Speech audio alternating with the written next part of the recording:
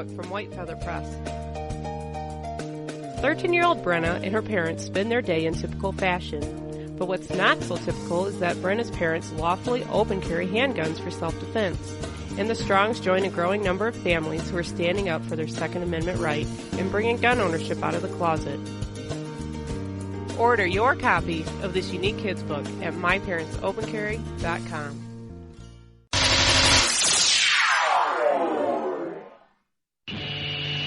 It's a bumpy ride through the political jungle with Nate and Brian.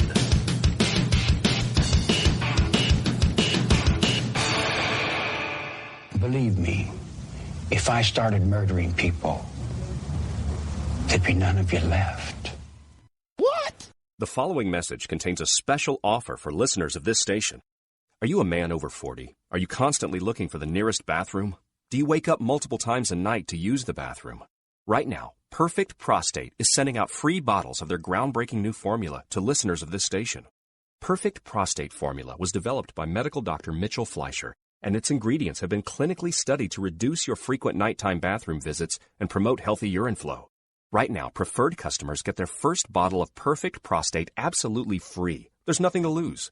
Perfect Prostate is guaranteed to reduce that constant urge to use the bathroom, especially at night, and promote healthy urine flow. Don't wait. Call now for your free bottle. Just pay shipping and processing. Dial 1-800-680-9903. That's 1-800-680-9903. Supplies are limited. One free bottle per household. Call now. Dial 1-800-680-9903. That's 1-800-680-9903. Whenever I'm feeling a little down under, I can always count on Nate and Brian for their interesting perspective on topics important to freedom and civil rights by listening to the At Odds Show. Nate and Brian cover important topics with insight, intelligence, and of course humor. I can always expect a laugh or two. So if you want to be informed and have a great time, give these guys a listen.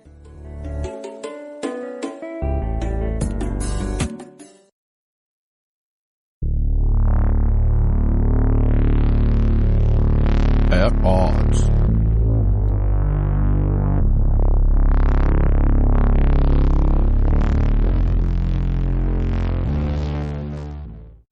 Are you looking for some way cool t-shirts? Check out ChugDug.com. They have hundreds of crazy fun t-shirts like gun, patriotic, and you better believe zombie shirts. At ChugDug.com, you'll find quality shirts at a quality price. All shirts start at just $10 with free shipping over $50. Mention Radio 1 coupon code at checkout and grab a cool 10% off. That's ChugDug.com. T-shirts with attitude.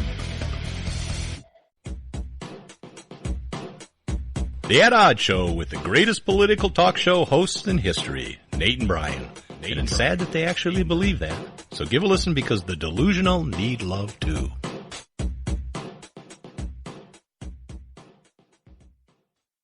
I've owned my company for 14 years now, and I can tell you that payroll is a 4-letter word.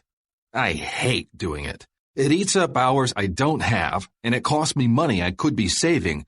But my accountant's too expensive. And I'm not sure who to call, but I know I need help. We're Paychex, and we take all the hassles out of small business payroll. We save you time and money. It's easy. Call, fax, or give us your payroll information securely online, and we take care of the rest. We calculate the correct taxes, manage payments and direct deposits. We even send out your checks. Payroll doesn't need to be a 4-letter word anymore. We're so sure that we can save you time and money that we'll give you a month's payroll free. Just for calling 877-887-4991. Get 1 month's payroll for free. Call Paychex right now. 877-887-4991.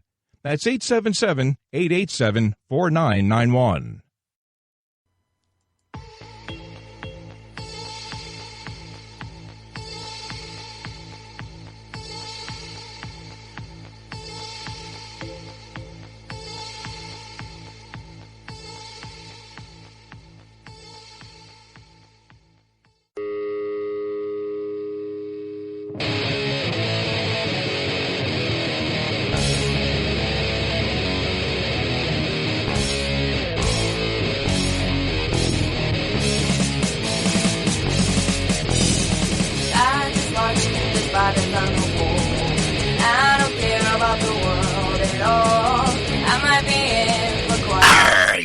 listening to the At Odd Show with Nate and Brian.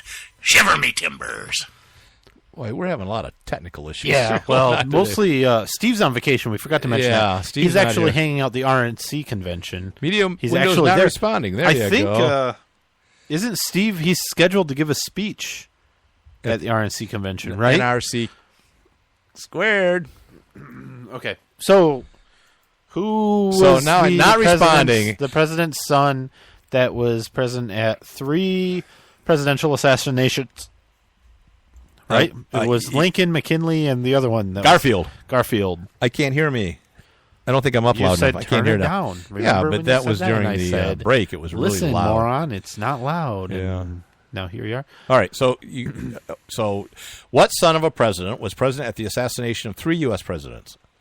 It was assassination of Lincoln, Garfield, and McKinley. You know who it was? It's kind of interesting. Well, we bit got- of a trivia. Do you got some guesses? We got some guesses. All right, go ahead. Reagan, Jack Lincoln was one guess. Yeah. Bush was a guess.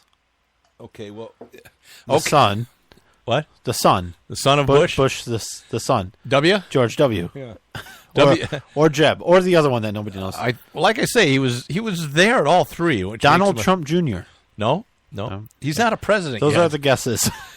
It's got to be a president's son. All right, it was Lincoln's son, Robert Todd Lincoln. He was there when his father was killed. So Jack Lincoln was close. Jack Lincoln was close. I was going to get into that a little bit, but you moved on.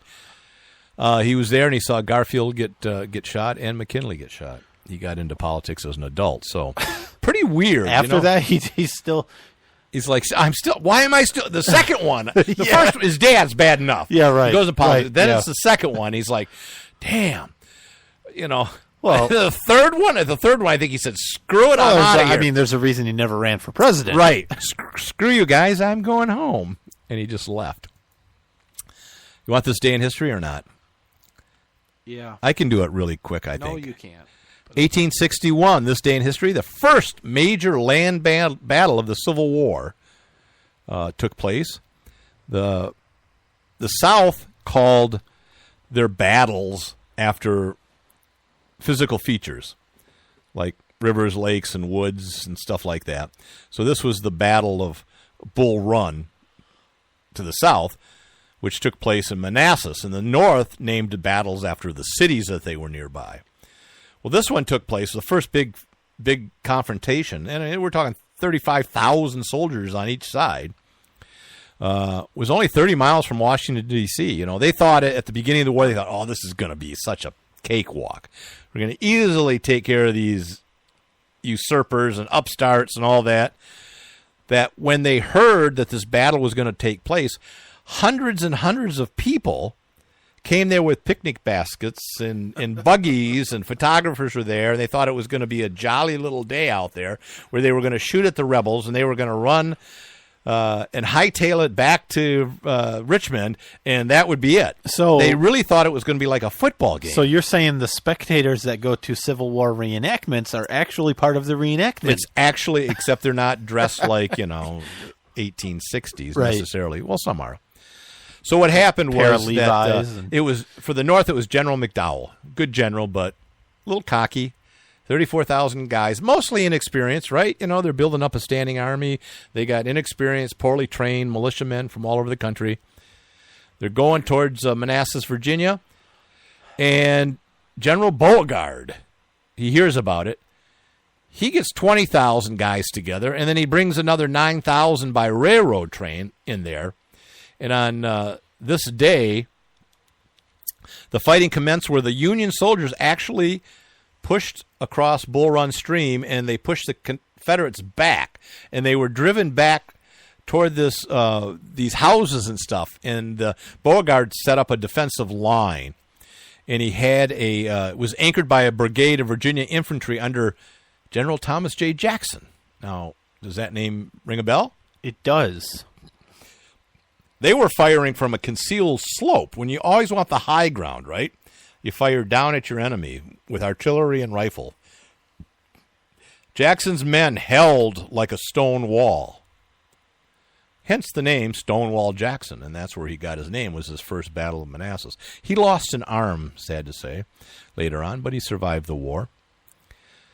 Anyways, Jeb Stuart, is a Confederate cavalry general, captures a bunch of artillery from the Union, starts firing on them with their own guns, and it was the worst debacle and retreat in the North's history, as all of these inexperienced soldiers hightailed it.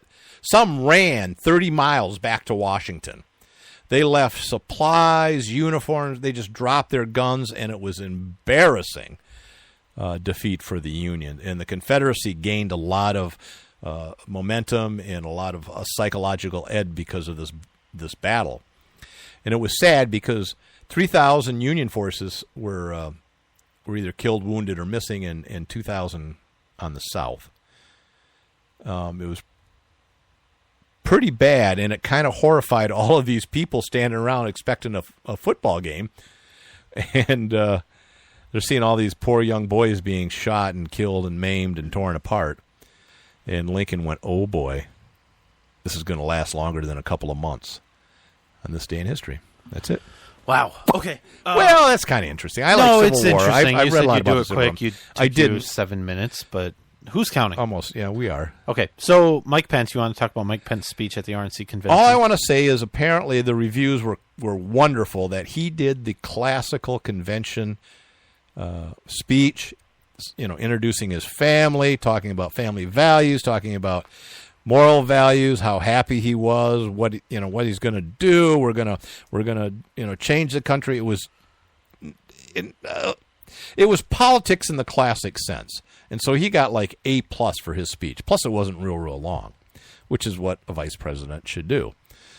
So, of all the speeches so far, they're saying his is one of the best as far as a classic conventional speech. Yeah, and we'll see if they're on time. Trump should be speaking right now. He's scheduled to speak at 8:30. Yeah. So no one's listening to us. Donald right now, Trump, so. I assume, will talk for more than 12 minutes. So he's probably live right now speaking. Ted Cruz spoke yesterday, right? Last night, I believe it was.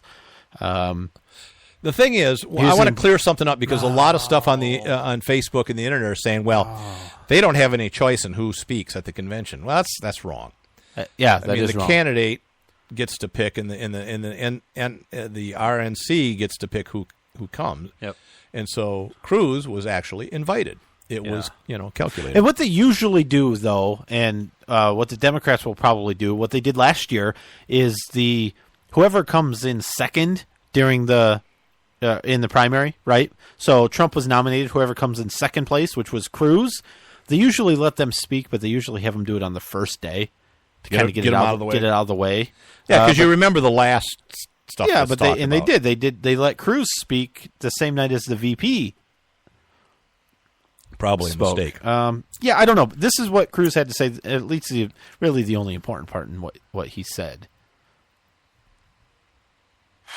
If you love our country and love your children as much as I know that you do, stand and speak and vote your conscience. Vote for candidates up and down the ticket who you trust to defend our freedom and to be faithful to the Constitution.